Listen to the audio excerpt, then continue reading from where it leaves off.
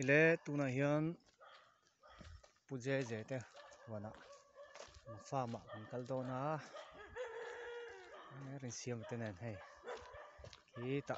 hian an niu tiu bar pu edi te pu jordan te nen kaldona huan hi nom mel khop mai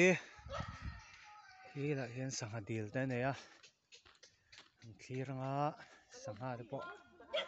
sangha dila po lian deuh mai noma chung te chu kan khir ho do ni te po nei tha khop mai hei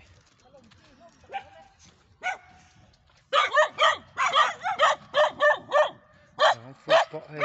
nei that mel khop mai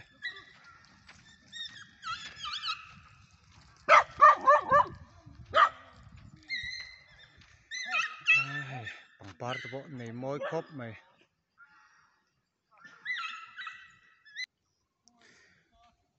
channel te min lo like min lo subscribe turin khir tu zong te an som bok cheu ani ne deal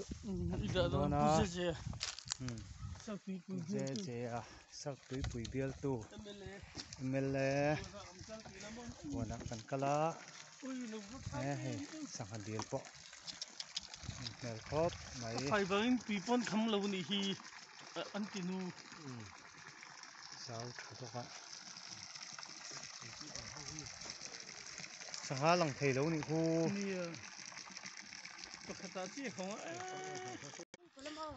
khu lại con vật tốt tên ông à đã trong hình những caldon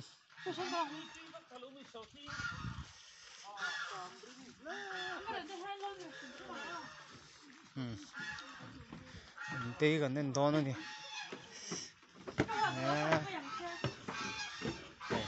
nằm mèo khóc này khu anh nụ la khu nhìn khuôn những phần bụi đó nữa nông hoặc về là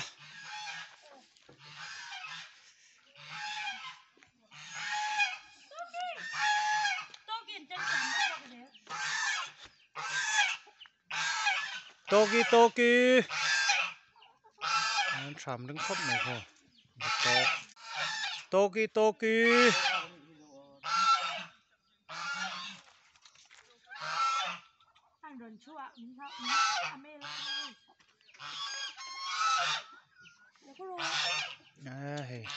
ngà vật te vật tốt te ngà khóc mấy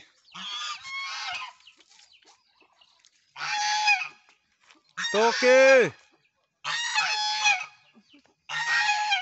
chạm đứng khóc này hey vật tốt này thôi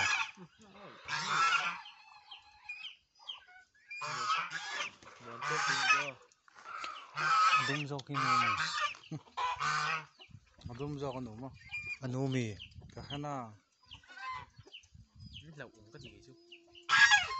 không tiếng phàm đấy hả trời ạ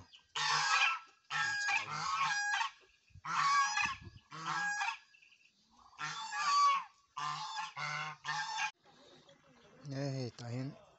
sử dụng pin lâu bốc có